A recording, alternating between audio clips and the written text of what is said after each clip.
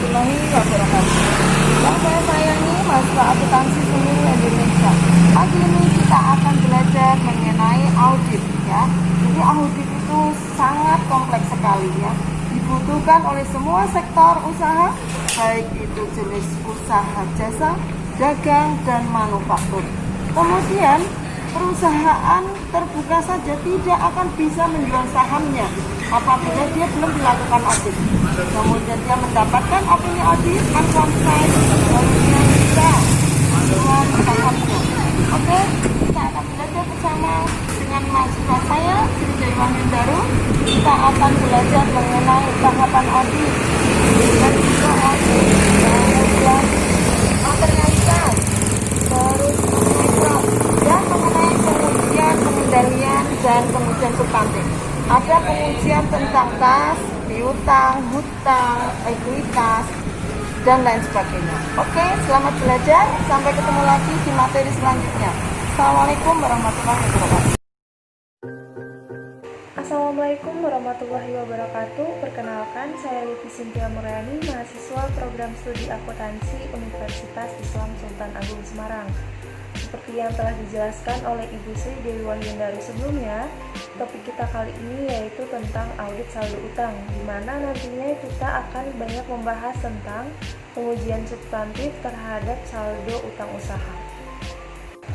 Utang usaha merupakan kewajiban lancar terbesar dalam neraca dan merupakan faktor yang signifikan dalam mengevaluasi solvensi jangka pendek perusahaan.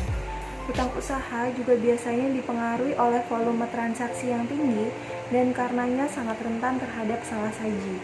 Akan tetapi, bila dibandingkan dengan audit atas saldo aktiva, audit atas utang lebih ditekankan pada asersi kelengkapan daripada asersi kejadian.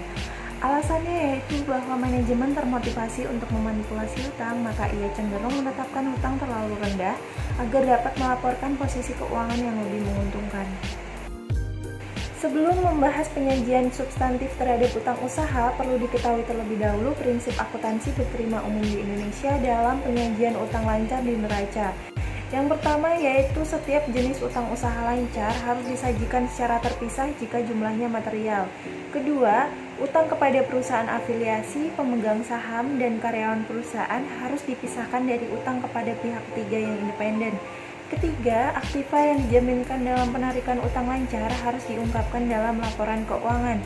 Keempat, aktiva dan utang tidak boleh digabungkan, penyajiannya dalam jumlah neto.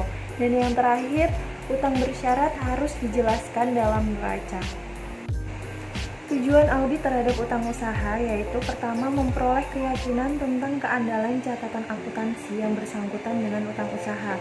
Kedua, membuktikan keberadaan utang usaha dan keterjadian transaksi yang berkaitan dengan utang usaha yang dicantumkan di neraca. Tiga, membuktikan kelengkapan transaksi yang dicatat dalam catatan akuntansi dan kelengkapan saldo utang usaha yang disajikan di neraca. Keempat, membuktikan kewajiban klien yang dicantumkan di neraca. Dan yang terakhir, membuktikan kewajaran penyajian dan pengungkapan utang usaha di neraca. Selanjutnya yaitu program pengujian substantif terhadap utang usaha yang mana berisi prosedur audit yang dirancang untuk mencapai tujuan audit seperti yang telah diuraikan sebelumnya. Tahap-tahap prosedur audit dimulai dari pemeriksaan yang bersifat luas dan umum sampai pemeriksaan yang bersifat rinci. Berbagai prosedur audit dilaksanakan dalam 5 tahap berikut ini, yaitu pertama prosedur audit awal, selanjutnya prosedur analitik, lalu pengujian terhadap transaksi rinci, pengujian terhadap saldo akun rinci, dan yang terakhir merupakan verifikasi terhadap penyajian dan pengungkapan. Yang pertama yaitu prosedur audit awal. Sebelum membuktikan apakah saldo utang usaha yang dicantumkan oleh klien di dalam neraca sesuai dengan utang usaha yang benar-benar ada pada tanggal neraca, auditor melakukan rekonsiliasi antara informasi utang usaha yang dicantumkan di neraca dengan catatan akuntansi yang mendukungnya. Rekonsiliasi ini perlu dilakukan agar auditor memperoleh keyakinan bahwa informasi utang usaha yang dicantumkan di neraca didukung dengan catatan akuntansi yang dapat dipercaya. Oleh karena itu, auditor melakukan 6 prosedur berikut ini di dalam melakukan rekonsiliasi informasi utang usaha di neraca dengan catatan akuntansi yang bersangkutan. Pertama yaitu usut saldo utang yang dicantumkan di dalam neraca ke saldo akun utang usaha yang bersangkutan di dalam buku besar. Kedua, hitung kembali saldo akun utang usaha di dalam buku besar. Ketiga, lakukan review terhadap mutasi luar biasa dalam jumlah dan sumber posting dalam akun utang usaha. Keempat, usut saldo awal akun utang usaha ke kertas kerja tahun yang lalu. Kelima, usut posting pendebitan akun utang usaha ke dalam jurnal bersangkutan. Keenam, lakukan rekonsiliasi akun kontrol utang usaha dalam buku besar dan buku pembantu utang usaha. Selanjutnya yaitu prosedur analitik. Pada tahap awal pengujian substantif terhadap utang usaha, pengujian analitik dimaksudkan untuk membantu auditor dalam memahami bisnis klien dan dalam menemukan bidang yang memerlukan audit lebih intensif. Untuk itu, auditor melakukan perhitungan berbagai rasio berikut ini. Pertama, menghitung rasio tingkat perputaran utang usaha dan rasio utang usaha dengan utang lancar. Kedua, melakukan analisis hasil prosedur analitik dengan harapan yang didasarkan pada data masa lalu, data industri, jumlah yang dianggarkan, atau data lainnya. Yang terakhir yaitu bandingkan akun biaya dengan akun biaya yang 1 tahun lalu atau biaya yang dianggarkan untuk mendapatkan indikasi kemungkinan adanya understatement hutang lancar.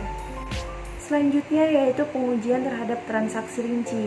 Pertama, periksa sampel transaksi utang usaha yang tercatat ke dokumen yang mendukung timbulnya utang usaha, yaitu dengan periksa pengkreditan akun utang usaha ke dokumen pendukung seperti bukti kas keluar, laporan penerimaan barang, surat order pembelian, atau dokumen pendukung lainnya. Selanjutnya, periksa pendebitan akun utang usaha ke dokumen pendukung seperti bukti kas masuk, memo debit untuk retur pembelian. Yang kedua yaitu lakukan verifikasi pisah batas atau cut-off terhadap transaksi pembelian, yaitu dengan periksa dokumen yang mendukung atas transaksi pembelian dalam minggu terakhir tahun yang diaudit dan minggu pertama setelah tanggal neraca. Selanjutnya yaitu lakukan verifikasi pisah batas atau cut-off terhadap transaksi pengeluaran kas dengan melakukan pemeriksaan terhadap dokumen yang mendukung transaksi pembayaran dalam minggu terakhir tahun yang diaudit dan minggu pertama setelah tanggal neraca. Keempat, lakukan pencarian utang belum dicatat dengan cara periksa bukti-bukti yang mendukung transaksi pengeluaran kas yang dicatat setelah tanggal neraca, periksa bukti kas keluar yang dibuat setelah tanggal neraca, periksa catatan sediaan barang konsinyasi masuk, periksa peraturan perpajakan yang menyangkut bisnis klien, dan yang terakhir yaitu lakukan review terhadap anggaran modal, perintah kerja, dan kontrak pembangunan untuk memperoleh bukti adanya utang yang belum tercatat.